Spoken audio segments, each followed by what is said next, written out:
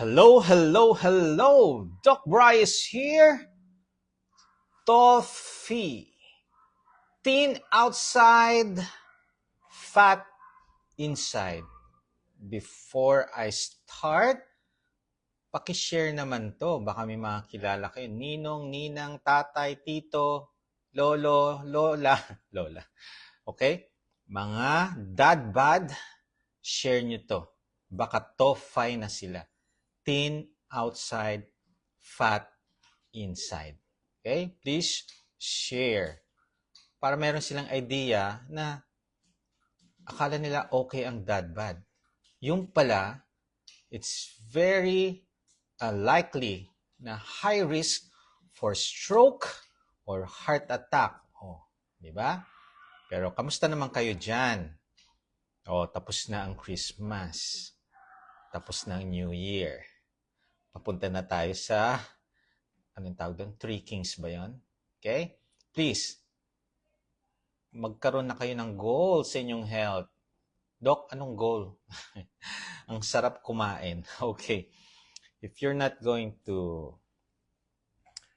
take charge of your health, papunta kayo sa toffee if hindi pa kayo toffee or toffee. Okay? Kung ayaw nyong magkaroon ng visceral fat, malaking tiyan, that's visceral fat, or kung ayaw nyong malaki ang inyong abdominal circumference, nahihirapan kayong isuot ang pants nyo dahil kailangan ng belt, nahuhulog, kahit may belt, nagro-rolyo pa rin yung pantalon ninyo.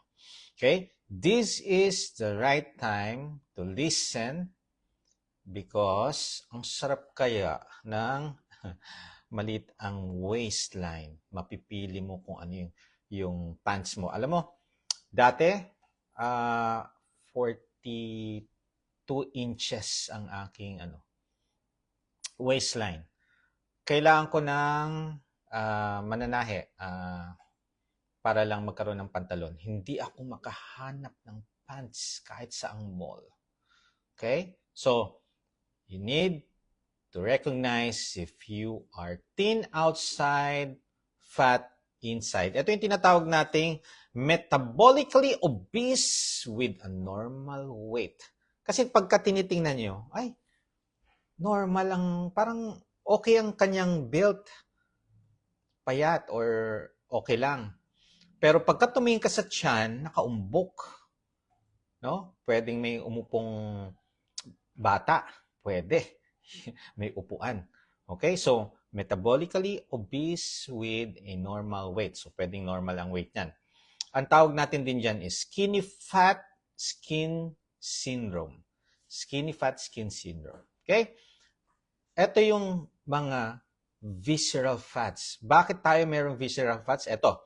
Yung subcutaneous fat, ito yung under the skin. Yan yung mga taba sa ilalim ng ating mga balat.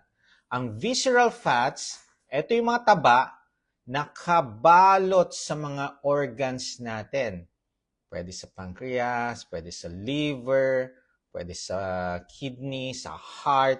May mga visceral fats tayo. Yun, dun sa ating intestine, meron tayong tinatawag na parang apron. May nakabalot dyan or nakapatong dyan ng mga fats. Yan yung mga visceral fats. Which is, pagka meron po tayong visceral fats, it contributes to increase chronic inflammation and insulin resistance that will lead to increased risk for, increased risk for lifestyle diseases or ito yung mga tinatawag ng chronic diseases like diabetes type 2 diabetes, hypertension, okay? Non-alcoholic fatty liver disease, okay? Then heart disease, cancer, PCOS, and many more. Okay? So, paano nyo malalaman na toffee kayo? Okay. Pwede rin titingnan mo. Uy, malaki ang tiyan. Okay? Straight ang body, pero pagka sinide view mo, uy, may umbok sa tiyan, sa harap. Okay? So, paano natin malalaman? you can measure your waistline. Ang measurement po ng waistline natin is dun sa mismong umbilicus i-measure nyo ng medida. Okay? Tapos, alamin nyo ang height ninyo. Okay? So, pwede kong ituruan dalawang paraan para malaman nyo kung TOEFL kayo. Okay. Yung height ninyo in inches, halimbawa 5'5", that's 65 inches.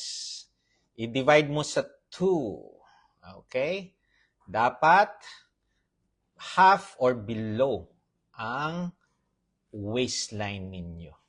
Okay? Because 65 inches ang height ninyo, i-measure nyo yung umbilicus, paikot ng medida. Kung ang nakuha nyo is 32.5 inches and below, okay, hindi kayo TOEFL. Pero kung 30.5, more than 32.5 inches pataas, visceral obesity po yun. Ha? Madami ang visceral fats natin. Another way na pwede nyong i-measure is yung waist in inches, divide mo sa height in inches. Okay? Dapat hindi lalampas ng 0.5. Okay? If more than 0.5, that's what you call central obesity or visceral obesity. Okay? So may TOEFL kayo. Thin outside, fat inside. So, pagka sa atin, no, if you are prone or if you are more sa carbohydrates, mas madaming carbohydrates na nakakain natin, nag-i-increase niya ang visceral fats natin. Kaya pwedeng okay yung katawan nyo, pero pagdating dito sa ating midsection, nakaumbok. Okay? So, if you are not conscious sa inyong health, high risk for stroke and heart attack po mga yan. Okay? Kaya kadalasan, no, yung sa metabolic syndrome, meron tayong 5 criteria dyan. So, number 1 is yung obesity, yung abdominal circumference. Kailangan yung abdominal circumference. Sa babae, 35 inches and below. Sa mga lalaki, 40 inches, no, and below dapat. Pagka above dyan, nandun na kayo. Meron na kayo isa sa criteria ng metabolic syndrome. So, ano pa yung susunod? Hypertension. High sugar. 3 na. Yung 4 and 5, nasa lipid profile. Ano yon? Mataas ang triglycerides, mababa ang HDL. So, tingnan niyo kung mababa HDL nyo, mataas ang triglycerides nyo, dalawang criteria na yan for metabolic syndrome. Ngayon, kung hypertensive kayo, uminom kayo ng medication, so pangatlo. Pagka mataas ang sugar nyo, 4. Ngayon, yung waistline nyo na lang ang kailangan. Pagka, ayan, malaki ang abdominal circumference natin, 5 criteria, 3 lang meron kayo dyan, you are high risk for metabolic syndrome. So, prone or high risk to have, no, cardiovascular diseases, diabetes, no, mga lifestyle or chronic diseases. Okay? Pwede nating ma-address yan. Kung open-minded kayo, alam nyo paano. No? Ang hirap, yung iba sinasabi nila, no, na exercise lang yan. No, you cannot out-exercise a bad eating habit. Okay? Kasi, ito na, binanggit ko na sa mga lecture ko. When you have a stationary bike for 45 minutes, you only burn mga 400 plus calories. But when you eat fast food, no, isang meal lang yan, nasa 1,100 calories. At 3 meals a day, 3,000 plus. 400 lang ang maliles dyan. So, over na kayo ng calories. So, pwede kayong tumaba, maging obese, overweight.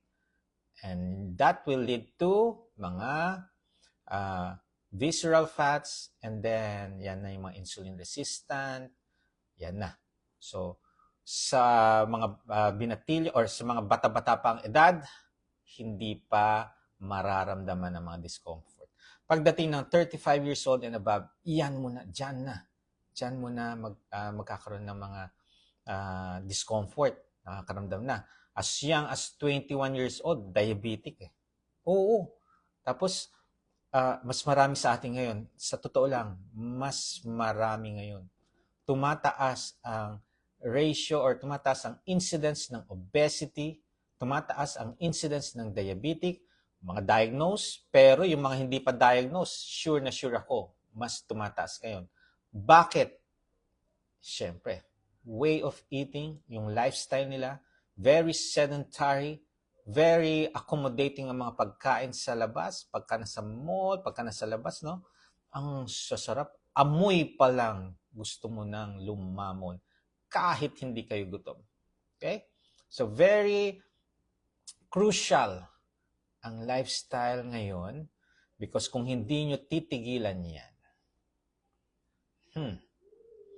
ang nakakaawa, puro sakit, puro gamutan, puro hospitalization, mag-ipon-ipon na tayong lahat. Ay, lahat ng mga, ang thinking nila, may gamot naman, may gamot naman. No. Tandaan ninyo, no benefit ang medication if you are not going to change your lifestyle. Ang dami ko na pong mga pasyente na dumarating sa akin, Doc, tingnan nyo naman ang gamot ko. 10. Okay? 10 gamot. Bakit hindi ako nag-i-improve sa health ko? Umiinom naman ako ng gamot. Bakit hindi nag-i-improve? It's because you still cling to unhealthy lifestyle. You still cling to unhealthy food choices. Okay? Mahirap po yung, Doc, konti lang naman. Moderate lang. Okay? Konti-konti. Eventually, after 1 week na konti-konti, nasarapan kayo, gusto nyo dagdagan, yan na. So, willpower. Kailangan tanggalin natin ang cravings, lose that weight, lose that visceral fat, lose that bod na tinatawag. Alam ko, love na love pa rin tayo, no? Pero kung ang yung abdominal circumference natin is malaki, high risk po tayo for stroke and heart attack. Kaya tandaan po natin, mas magandang maging healthy na lang tayo kaysa malapit tayo sa high risk for having cardiovascular diseases. Kaya magpaliit ng tiyan. Toffee ka ba? So please share this. Baka marami pa kayong kilalang mga toffee. Thin outside, fat inside. Ibig sabihin, puro visceral fats. So you need to focus on your food, do fasting, and do exercise. Okay. May mga studies, if you do high-intensity interval training, autophagy din yan, no? But combined with a low-carb lifestyle, naku po, ang ganda ng magiging resulta niyan. Okay? So, always remember your health first. Lahat ma-address natin. If you do the low-carb nutrition, will address your inflammation. Pansinin nyo ang inflammation, it will lessen and then disappear. Okay? So, paano natin i-burn itong mga fats? Kailangan mag-focus ang katawan, ang energy source, mag-focus sa fats, not in the carbs. Kasi kung high carbs kayo, ang katawan natin mag-focus sa burning carbohydrates, hahayaan lang niya ang fats dyan, hindi niya papansinin. Pero when your body concentrate on the fats, on your visceral fats, not sa carbs, so paano mangyayari yan? Limit your carbohydrates, lower your carbohydrates to 20 grams per day, and then your body will look for energy, which is fats. Diyan na yung pinakamadami ninyo. Unti-unti mapapansin nyo. They will burn. Okay? So, more energy para sa'yo, unlimited source. Pero syempre, hindi mo mauubos yung mga fats na yan through low carb, no? So, need nyo na mag-lifting. Kasi when you burn fats, magsasag ang skin natin. Kasi natatanggal yung mga visceral fats, magsasag na yan. Hindi na yun yung lumulobo. Okay? Magsasag, you need lifting exercise to tone that para hindi na natin problemahin ang mga nagre-wrinkled na skins natin. Okay? So, prevent toffee, do low carb, do nutrition, focus on your nutrition, focus tayo sa real foods, nutrient, whole, dense foods, no? Real foods. Ano ba yung mga real foods, Doc? Fish, egg, poultry, meat, okay? May mga veggies, okay? Pwede rin yun. Okay? But if you are oxalate sensitive, out na natin ang veggies. Okay? So, consult pa rin sa ating mga trusted doctor. Let us learn more. Okay? So, this is the right time to ask questions.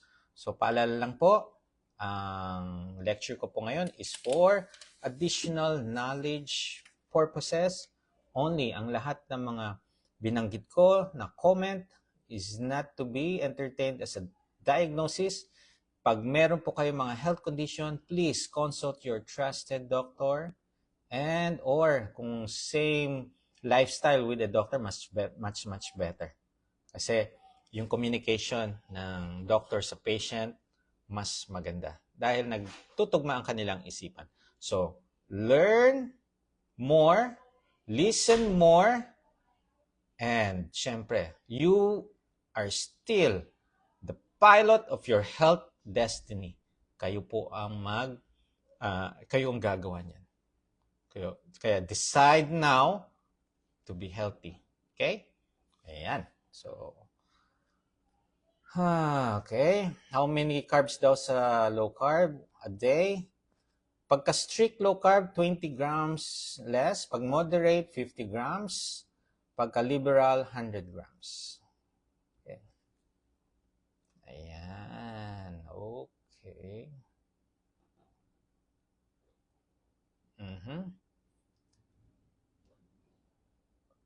Okay. Good evening sa inyong lahat.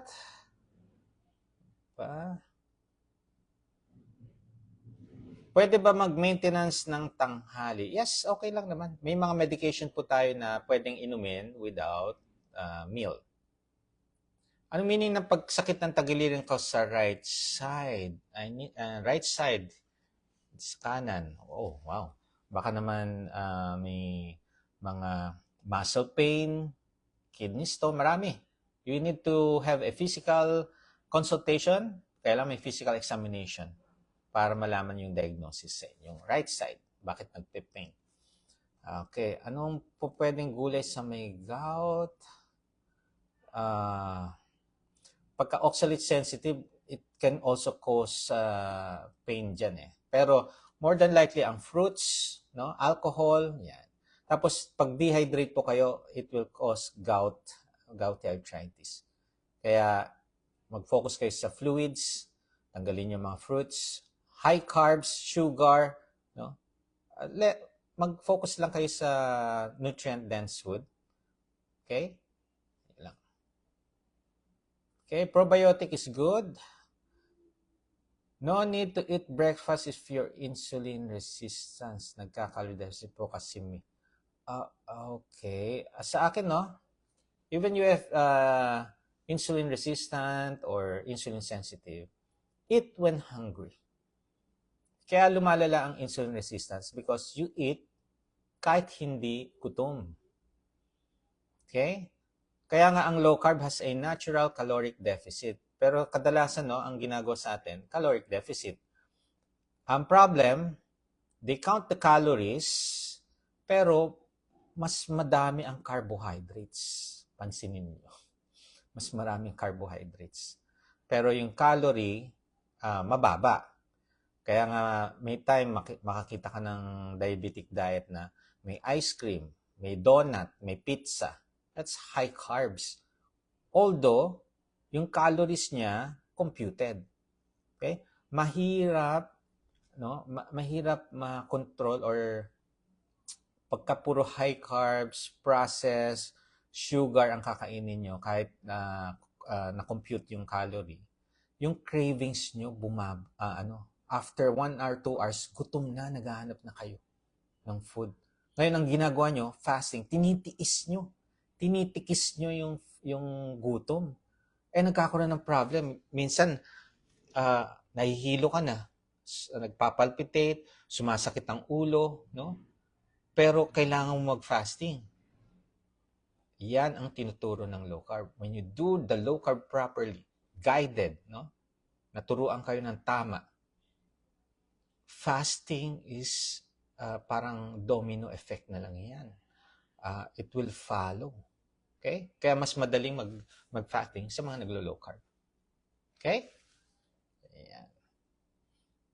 1 week ba nag-walking ng 10,000 step, makakapagpabago po ba siya ng cholesterol? Okay. No. Okay, 3 times a week na cardio, then 3 times a week na lifting exercise. Strengthening exercise. Yan. If gusto mong pababain ang cholesterol, bakit pa? No? As long as your triglycerides is normal, HDL is high, good to go. Plus, may fasting ka and exercise. When you do fasting, when you do exercise regularly, it will lower your LDL or cholesterol. Yes. Okay, yan. Nawala na ang sakit sa tenga niya at panga, tapos ngayon may sinat siya. Consult po pagka sumasakit ang tenga, ang panga, may lagnat, baka may infection sa ear or dito sa neck part, baka sa tonsil, may inflammation, may infection. Need nyo consult, masilip yan, ma-check up, physical exam, baka kailangan ng antibiotic. Kasi, tandaan niyo, if there's an infection sa ear, malapit yan sa brain, pwede mag-seizure. Kung bata to, kahit naman matatanda, pwede. Doon sa mga mayroong discharge sa ear, consult, need antibiotic, kailangan natin ipakonsult. Bakit? Infection po yan, malapit sa brain, baka mag-seizure. Okay? Yan. Bakit kaya nanginginig ang kamay at tuhod? Ano po kaya yun? Dehydrated or gutom? So, unang nyong gawin, sip electrolytes. Pag nawala, dehydrated. Kung hindi, kumain na kayo. Baka gutom na. Kung nawala yung panginginig ng kamay at tuhod, kumain, gutom nga. Okay? Yan. Parang nagmamanhid po. Okay, sip electrolytes, ma-address na natin yan. Pero kung patuloy pa rin pamamanhid, baka tingnan nyo yung blood pressure. Baka naman gutom pa, kaya nagmamanhid na. Okay? Or, baka naman diabetic. So, rule out natin lahat. Ang daming mga manhid sa katawan natin, maraming i-rule out natin dyan. Nako, sinabihan na siya, papunta na daw po sa dialysis. Nako, alam nyo, when you have a high creatinine, you need to seek consultation agad para ma-address na natin. Ano yung mga dapat gagawin? Ano dapat iiwasan? Okay? If you are advised properly, magno-normal. Bababa ang creatinine, yung iba nagno-normal. Kasi yung iba, nakikita ko, dehydrated lang. Pagka kinorek ko yung kinakain nila, no, nililesen ko yung protein, pero more fats ang ina-advise ko, kaso takot ang mga pasyente ko sa fats. So, sasabihin ko na lang, fats with veggies. Okay? So, pagka inayos nila yan, out na lahat ng mga processed food, tanggalin na natin, compute natin yung protein intake, kailangan din yung fluids. Ina-address din natin ang tubig. Kasi pag dehydrated tayo, nada-damage din ang kidney, pwedeng tumaas ang creatinine ninyo. Okay? So, i-lessen natin yung creatinine sa level na hindi na siya madadialysis. More than likely, yung mga patient ko na mataas ang crea, nagno-normal. Why? Kasi nako-correct na yung mga kinakain. Nako-correct na nila yung iniinom. Nako-correct na rin nila ang mga physical activity. Kailangan na natin mag-exercise. Nakakapag-fasting ang ginagawa. So, nag-i-improve. Okay?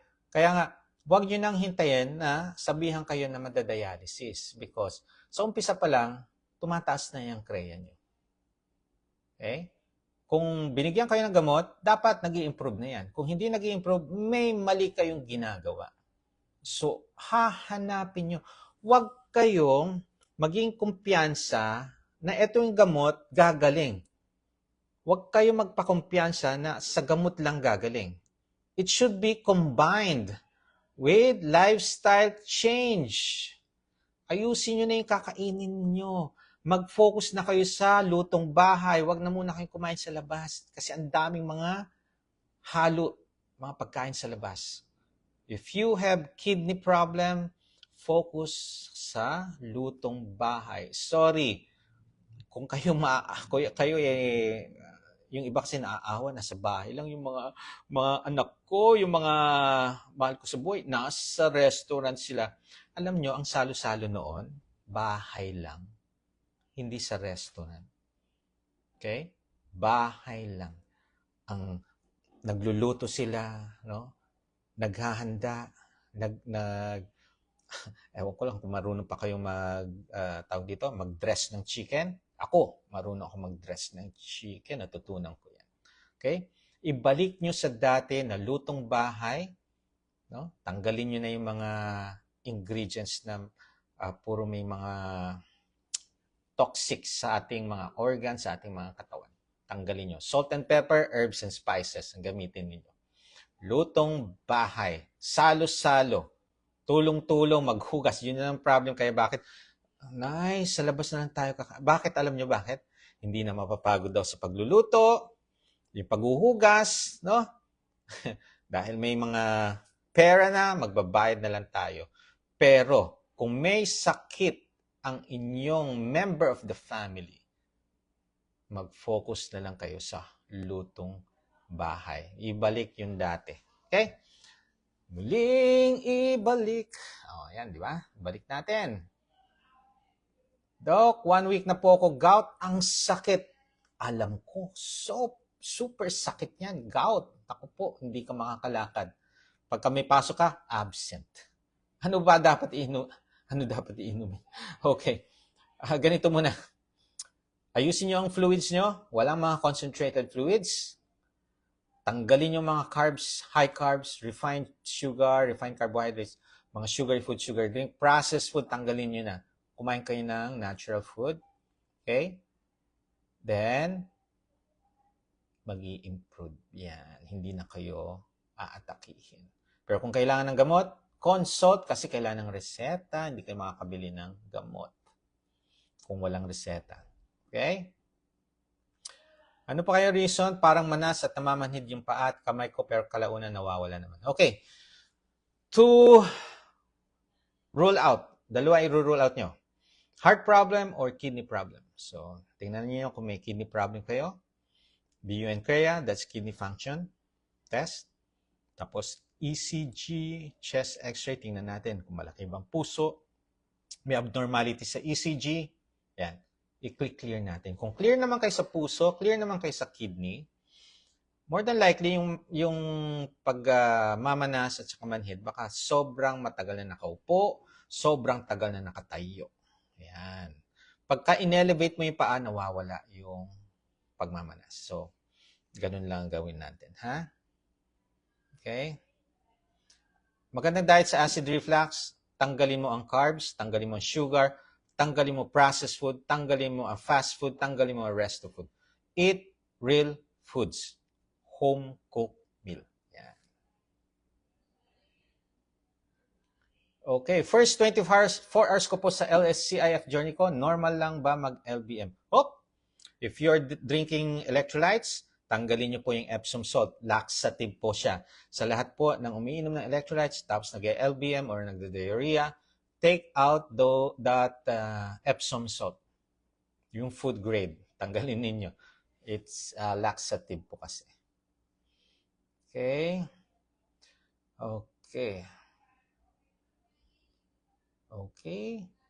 49 kilos, 59 years old, diabetic, nag-LC. Uy, until now, okay lang. Ilang kilo po meat ang need ko kainin everyday po? Okay. Depende yan kung activity. 59 years old, so magsi-60 na siya. So, ibig sabihin, baka naman hindi to active, right? So, pwede po kayong sa 1.2 times 49.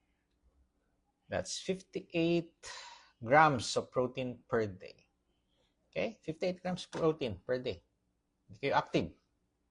Okay? Yan. Ayun. Nice vlog daw. Yes. Thank you for watching. Pakishare po para mas marami kayong mas-share na additional knowledge sa mga kaibigan nyo, mahal nyo sa buhay, mga employee, bossing, no? Baka naman yung boss nyo, malaki ang tiyan, share nyo to. Baka ang mga employee ninyo, hirap na hirap dahil laki ng tiyan, share nyo to. Huwag kayong mag-alala, galing po si Doc Bryce sa malaki ang tiyan. Okay, galing dyan. So, alam ko ang sinasabi ko. Kaya nga, as a physician, need natin mag-lose ng visceral fats. Diba?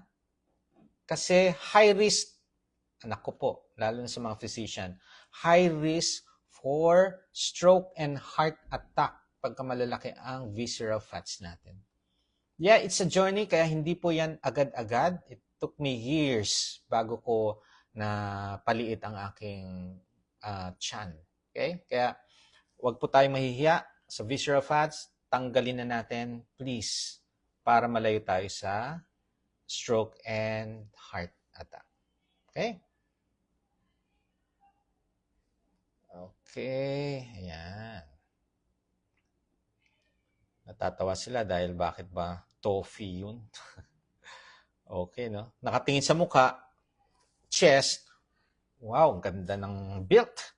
Pagdating sa tiyan, sa belly, nakaumbok. Okay? Nanggaling po ako dyan, kaya kaya natin paliitin yan. Okay, yan. Okay. May 1 year na ako sa low carb. Congratulations. Nag-try ako kumain ng shiitake, dry rice. Iba na pakiramdaman ko, parang di ako natunawan at sinikmura ako, tapos nawalan ako ng gana kumain maghapon, nagsusuka ako. Okay. Make sure na hindi stale, no? Hindi luma. Okay? Or, baka naman naparami ka ng shiitake. Alam niyo yung shiitake? Wag niyong gawing daily kung merong nararamdaman. Yung iba nakakayang daily. Okay lang yun kung hindi naman kayo diabetic, wala kayong mga health conditions, okay lang yun. Pero if you are diabetic, if you have health conditions, no, shiitake dry can increase your sugar, so wet usually ang ina-address, ang ginagamit natin. Tapos, ang ina-advise ko dyan, kung meron kayong nararamdaman, wag daily. It should be 3 times a week, 2 or 3 times a week. Okay? Yan. Tapos, umabot ako ng live ni Doc. Ay, katatapos ko lang mag-workout. Congratulations! Alam mo, proud na proud ako sa lahat, no? Any age, 30, 40, 50, 60, 70, 80 years old, doing workout. I am so proud of you guys. Believe ako sa inyo. Merong adenomyosis and severe anemia. Ano po pwedeng diet? Alam nyo, i-address natin bakit nagkakaroon ng severe anemia. Okay? So, bleeding to. Address natin ang bleeding, mare-reduce ang anemia. Kaya kadalasan, if ang advice ng mga OB niyan, if palagi kayo na hospital for blood transfusion, ina-advise nila tanggalin yung matres. Oo. Pero kung hindi naman kayo na-admit para transfusion, please, focus on your food, real foods. Wag na yung mga junk foods or processed food. Ang dami ko na po mga patient with adenomyosis, no, and endometriosis na nag-improve ang kanilang health when they choose the right kind of food. Okay? Yan. Okay, ano pa? Ano po kayang problema pag nangangati pag gabi ang katawan? Naku po, gabi lang nangangati. Okay, if you have itchiness of the whole body, so kahit morning, lunch, dinner, nangangati, iwas talaga tayo sa junk foods. Yan yung most common cause ng allergy junk or processed food. Okay? Then, kung naglo-low carb kayo, iwas kayo sa nuts, iwas kayo sa seafoods, iwas kayo sa shells. Okay? Tapos, isa pang advice, baka may mga, kung hindi sa pagkain ng cause ng allergy, baka naman sa environment. So, pag puro carpet ang paligid ninyo, pwedeng may mga flea or may mga alaga kayo, pwedeng mga ano yan, flea or mga insect. Okay? Kung hindi pa rin, tingnan nyo yung pinagsasampayan niyo ng damit. Okay? Baka naman may mga insect din na gumagapang na pagka na nangangating katawan natin. Okay? So, address natin. Or, usually pagka-diabetic, nangangati ang katawan. Or, pag dry ang skin, nangangati din ang katawan. Okay? So, tingnan natin yan. Yan. Okay?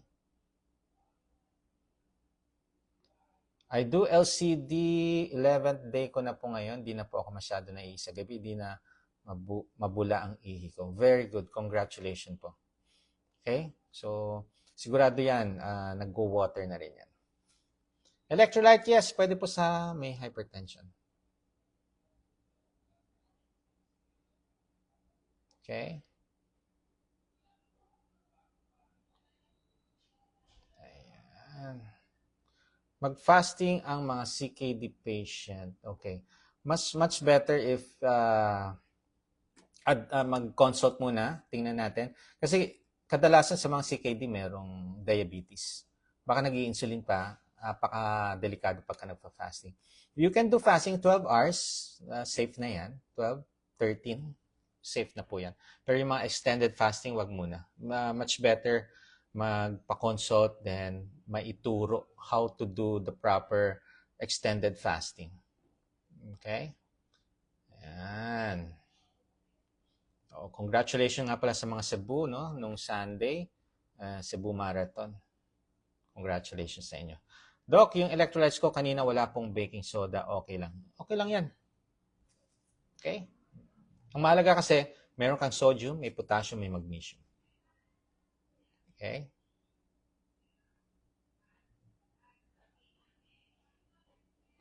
Paano naman, Doc, yung mga feeds na pagkain ng manok? Okay, wala na tayong magagawa dyan. So, kung anong available na nutrient-dense food, dun tayo mag-focus. Okay? Kung may organic, go for the organic.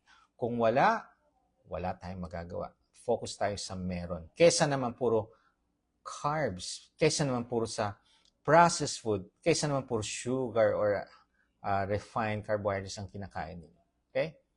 So, much better na yung kung anong available sa vicinity nyo. Okay? Yan. Yan, thank you for sharing po sa inyong lahat, no? Okay, 54 years old. Last check ko sa HbA1c is 6.4. Ilang grams pa ng protein na walang connection, no? Okay. HbA1c, ito yung 2 or 3 months ago yung sugar nyo. So if it's 6.4, it's more of a pre-diabetic. Okay? So pero kailangan control nyo ang sugar. Ngayon, yung protein depende po sa weight ninyo and sa physical activity ninyo. Okay? Doon natin i-compute. Hindi po yung basta kinompute dahil lang sa age or sa HbA1c, hindi po. It is kinocompute sa timbang and sa activity ng patient. Okay? Ilang months bago magamot ang prostate enlargement? Alam nyo, depends upon the person, yung body, yung katawan natin, no? Kailangan natin be patient. Hindi yan overnight, hindi yan 1 month lang, hindi lang yan 2 months. It will take time. Ang mahalaga, it will not increase. Okay? Halimbawa, from 25 grams, naging 30 grams. Aba, lumalaki yon. So, You need to choose the right nutrition. Do exercise, do fasting. Hindi lang isang discipline. Okay? O may 4 discipline ako, kahapon ko tinapik. Hanapin nyo. Okay? Ayan. Okay, ano pa? Wow, 10-kilometer run! Congratulations! Alam mo, proud na proud talaga ako sa mga very active ngayon. Okay? Huwag kayong titigil. Motivate yourself more. Okay? Be consistent. Iyan ang solusyon sa ating health crisis. Doc, December 25, sobrang taas. Alam mo, December 25, kasi 24, bisperas ng Pasko yan. Tapos, bago mag-New Year, December 31, maraming tinatakbo sa ER na ICU. Bakit? Sa sobrang dami ng kinakain, unhealthy choices of food, alak, no? Sugar, inaatake ng mataas na BP, yung iba inaatake sa puso. Okay? Talagang pasalamat tayo sa Diyos dahil 205/117, grabe, taas ng BP na yan. Pwede ka ma-stroke. Okay? Ayan. Okay, yan. Ask ko lang doon, masama ba ang gluta capsule sa katawan? Hindi naman, kaso synthetic drugs eh. So, pwede namang natural. No? Okay? Pero kung may money, go. Kung wala, okay lang din. Ako, pag kami nakadagan po sa chest, please go to your nearest hospital. Tingin na po tayo. Okay? Pagka parang may nakaupo or may nakadagan sa inyong dibdib, diretso na po tayo doon. Ha?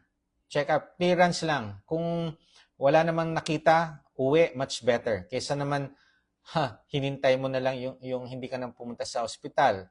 Inobserve mo, baka lumala. Okay? Baka hindi ka na gumising yan. Please, go to the nearest hospital. Magpa-check po kayo sa inyong chest discomfort. Diabetic with insulin, stage 2, CKD, CREA 160. Pwede po pa kayo bumaba ang CREA? Yes! Ito yung sinasabi ko sa mga patient ko. Habang may buhay, may pag-asa. Huwag tayong uupo na lang or magsasawalang kibo. Parang tinanggap mo na, ito na yung tadhana. Papunta ka na sa dialysis. Please, when you see your creatinine elevated, seek consult how to decrease your creatinine. Wag na kayong pagka sinabing kainin lahat ng gusto, no, please. Magpatingin po kayo, ayusin natin yung mga kinakain niyo.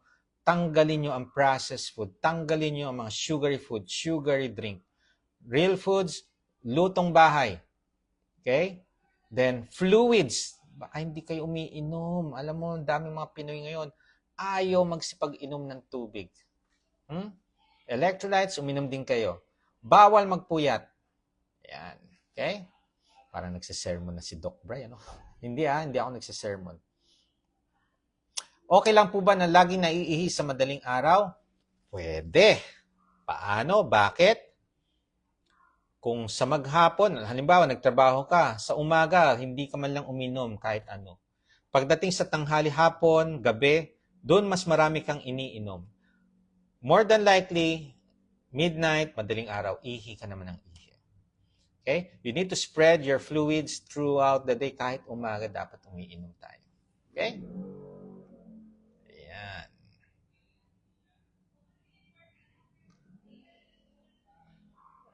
Okay, ano pa? If may history ng reflux, anong recommended fasting time? Okay. Pagka may reflux, ang cause ng reflux muna ang i-address natin. Huwag nyo munang iintindihin ang fasting. Fasting will come as long as wala na kayong discomfort. Mahirap kasi mag-fasting if meron kayong nararamdaman discomfort. So, paano nyo matatanggal ang reflux? Take out all those high carbs. Take out all those sugary foods. Take out all those processed foods. Pansinin nyo, ma-address yung reflux nyo. And then, wala na kayong problemahin sa fasting kasi wala na kayong nararamdaman. You can continue your healthy lifestyle. Okay? Pero take note ha, hindi lang sa pagkain, hindi lang sa fasting ang pagiging healthy. You need to do exercise. Okay? Kung sedentary kayo, start lang walking. Hindi nyo kailangan mga hardcore na exercises. Start from walking. Okay? Okay, ano pong gamot sa UTI? Antibiotic. Please consult your doctor. Magpre-prescribe po sila ng gamot. Kailangan prescribe, hindi verbal or ano tawag dito? Text. Okay? Kailangan consultation with prescription na yan. Okay? Doc, bakit po bigla-bigla na lang po ako naiiyak? Di po ba yun sign ng anxiety? Oh, teka lang ha. Baka naman nakikinig ka ng mga drama. Baka naman nanonood ka ng Korean novela. Si Doc Bry, kaya ayaw manood ng Korean novela? Bakit? Maluluha ka sa kakatawa sa umpisa, pagdating sa gitna ng nobela or pagdating sa dulo ng nobela, hagulgul ka ng iyak. Kaya ayaw ko nang manood niyan. Maganda siya sa umpisa, pero pagdating sa gitna at saka dulo, Diyos mio, nakaka-depress, maiiyak ka. Okay, so talk to someone. If you have anxiety, ang first na natutunan ko dyan sa isa yung kabatchmate ko na psychiatrist, no? Naglo-low carb to, okay? Tinuruan namin mag-low carb properly, okay?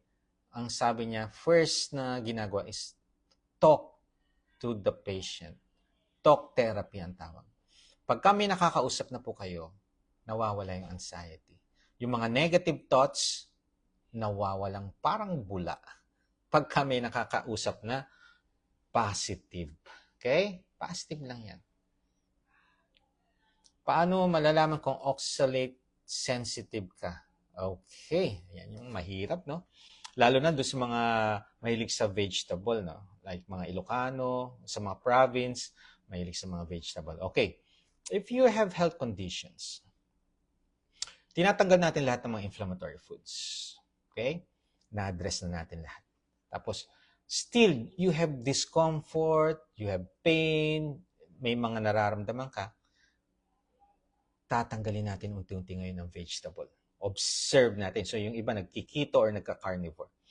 Pagka nawala lahat ng naramdaman ninyo, it's the vegetable. So, oxalate sensitive po kayo. Okay? Pwede yun. Meron namang iba hindi naman oxalate sensitive. Kaya nakakapag-vegetable.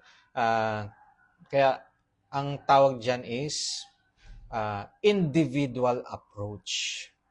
Okay? Kaya nga sa lahat ng gagawin natin, iba-iba ang DNA natin, iba-iba tayong katawan. Pwedeng ito ang gamot sa atin, pwedeng hindi sa iba. Okay? Kasi kanya-kanyang katawan tayo. Kaya nga tinitingnan ko mga pasyente ko as an individual. So inaalam ko ang kanilang lifestyle, mga kinakain, then doon ako nagde-decide if it's oxalate sensitive or hindi. Okay? Yan. Okay, 109/55. Yes, normal naman po yan. 90/60 up to 120/80. Yung 55, okay lang po. Huwag kayong mabahala dyan. Ha? Observe lang natin, pero if 1 month na, palaging below 90 or 88/50, ganyan ang BP nyo. Consult, baka meron kayong iniinom pa mga maintenance, no? Okay. Overweight.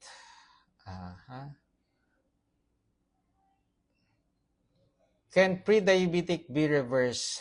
Yes, kahit diabetic pa nga eh. Okay? Pero pag sinabing reverse, huwag ka nang babalik sa nag-cause ng diabetes mo or ng pre-diabetes mo. Marireverse yan. Pero kung babalik ka pa rin, edi hindi marireverse. So, ano yan? Tawag dyan remission. Okay? So, nag-remission siya. Pag bumalik ka sa dati mong lifestyle, tataas ulit ng sugar, maging diabetic ka ulit. Okay? Yan. Reversible ang creatinine. Hindi po, maling word. Creatinine can be lowered. Yun lang yun. Hindi reversible. Okay? A disease can be reversed. but not yung level, no? Hindi reverse. It can lower or mapababa natin yung creatinine. Okay. Low carb naman for 2 years na walang high blood, normal HbA1c, pero lately nagkaroon ng chronic inflammation due to rheumatoid arthritis and diplopia. So, ano pong cause niyan? Okay. Baka naman hindi strict low carb, dirty low carb, pwede. Baka naman dehydrated, pwede. Tumaas ang triglycerides, sigurado ko kumakain kayo palagi sa labas. Ayan. Okay? Pagka tumataas po ang triglycerides, definitely kumakain po tayo sa labas niyan. Kung hindi man kayo kumakain sa labas, no, baka processed meat ang nakakain ninyo. Okay? Pwedeng mangyari yun. Okay? Kung nagka-carnivore, may flare ng arthritis, fluids. Baka kulang po kayo sa fluids or baka oxalate sensitive kayo, tanggalin niyo po ang vegetable. Okay, di ba? Individualized approach. Kailangan magpa-consult talaga para malaman natin ano yung mga discomfort, ano yung nagkakos niyan, ano yung lifestyle ninyo bago kayo or ano yung talaga yung low carb. I have a patient sa abroad, sabi niya 3 years na siya naglo-low carb, and yet, meron pa rin siyang mga discomfort. So, bakit ganun? Kung low carb naman ako, bakit may discomfort? Sabi ko sa kanya, I don't know how you did yung low carb. Is it strict or sabi niya strict? Doc, strict ako. Okay, malalaman ko lang po 'yon kung na-monitor ko kayo. So, nag-enroll siya kasi gusto niya talaga matanggal yung mga discomfort niya. So, nag-enroll, unang bigay pa lang niya ng mga data, puro out. So, nagugulat siya, out pala 'yun? Ayan. So, na-correct namin. Nung na-correct namin yung mga food, niya, na kinakain, unti-unti na-address yung kanyang mga discomfort until such na graduate siya sa program na very thankful. Why? Because now she knows na yung paglo-low carb pala niya, if doing wrongly, no, hindi nakaka-benefit. Dapat gawin yung tama. Okay? Kasi may benefits naman siya kung ginagawa natin tama. Pagka nagkakamali tayo sa paglo-low carb, yan na. Kakaroon ng mga discomfort, okay? Nasisisi nga ang low carb pagka may mga nangyayari. Pero pansinin nyo, pagka high carbs at may nangyari sa kanila, walang sumisisi. Diba? Ang mahalaga dito, you know what you are doing. And if this, ginagawa nyong paglo-low carb, nag-improve ang total health, not necessarily all parameters na ko-correct, no? Pero halimbawa, sugar pa lang eh. Pagka na-correct na yung sugar ninyo, winner na kayo agad niyan. Why? Ang sugar, pagka hindi na-control, ang daming complication, may gulay. Yes. Andyan mabulag ka, maputulan ka ng paa, no? Ma-stroke ka, heart attack, or ma-dialysis, ang napakadaming complication na hindi nila nakikita. Kaya nga, pagka meron akong diabetic patient, complication agad na hindi discuss ko sa kanya. Bakit? Gusto ko siyang matandaan niya na pagka hindi niya makontrol ang sugar, eto ang kahihinatnan mo. Stroke, heart attack, dialysis, amputee, or bulag. Meron, ha? Okay.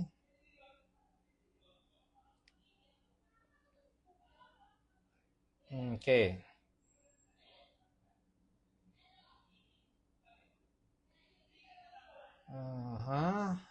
Doc, okay lang po ba na everyday ako timad? Okay lang po. Listen to your body. All those who are doing fasting, please listen to your body. If your body says you are having a headache, you are dizzy, palpitation, weakness, please sip your electrolytes. Kung hindi nawala, gutom, kumain na kayo. Break your fast. Okay? Iba-iba ang katawan natin. Pwede mong magawa ang OMAD, 1 meal a day, now, but tomorrow, hirap. Hindi. Because your body is giving you signal na, hindi ko kaya ngayon. Kahapon kaya. May isa akong patient, sabi niya, Doc, oo nga, kahapon nagawa ko yung OMAD, hindi ako gutom, pero ba't ngayon? Ang hirap ng OMAD. Okay? Do the low carb nutrition properly. Fasting is so easy. Okay? TMAD, 2 meal a day, magagawa po ninyo yan. Okay?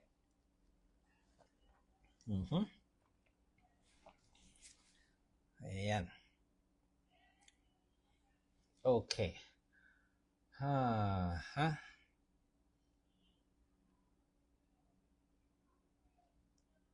Diabetic with insulin, yes, ang CREA, ma-reverse po natin. Tapos, okay. Doc, masama po ba na mababang HDL? Yes! Yan yung tinitingnan ko sa lipid profile. HDL and triglycerides. Kasi, 5 criteria yan ng metabolic syndrome. Mababang HDL, mataas na triglycerides. Kaya masama, syempre, ang mababang HDL. So, paano natin patataasin ang HDL? Yan ang susunod na question.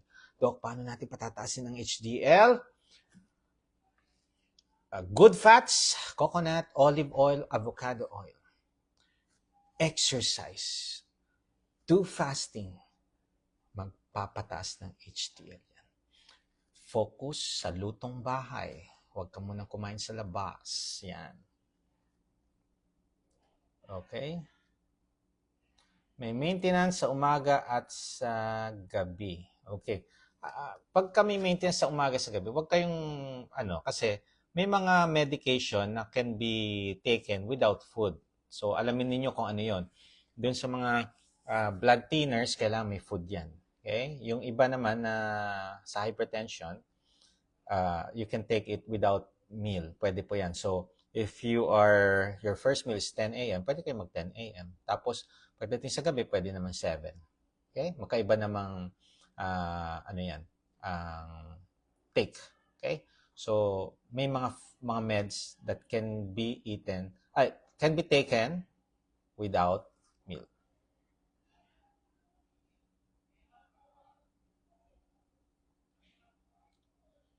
Okay, alam nyo, sa akin, mas okay organic. Pero kung wala kayong mahanap, kasi ang problem sa organic na food, supply. Ipaglaban natin organic, yes. But ang problema, hindi nyo ma-supplyan. Marami naghahanap ng organic, walang supply. Kaya kahit na anong ipaglaban natin sa organic. Okay? Kung ang importante na lang is you eat the right food, nutrient dense. Kasi yung fasting naman ang involved dyan. Kung twice a day lang kayo kakain, okay na sa akin yan. Okay? Yan.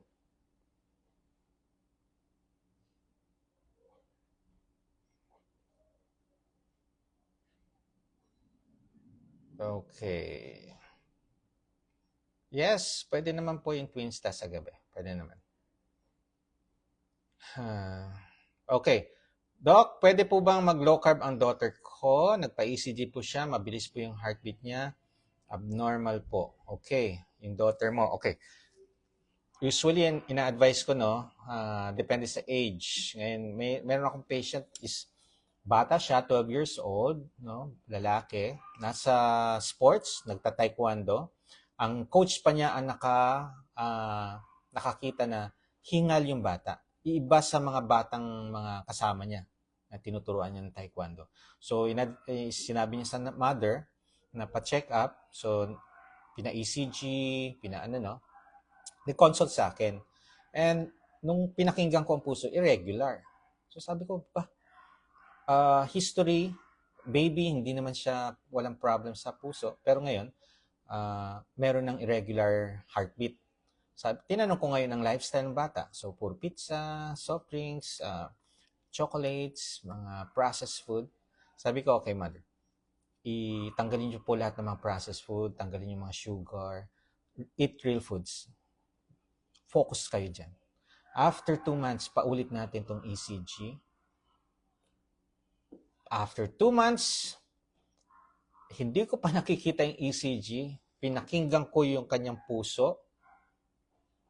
Wow, eto sabi ko sa mother. Mother, eto ang napakagandang tibok ng puso.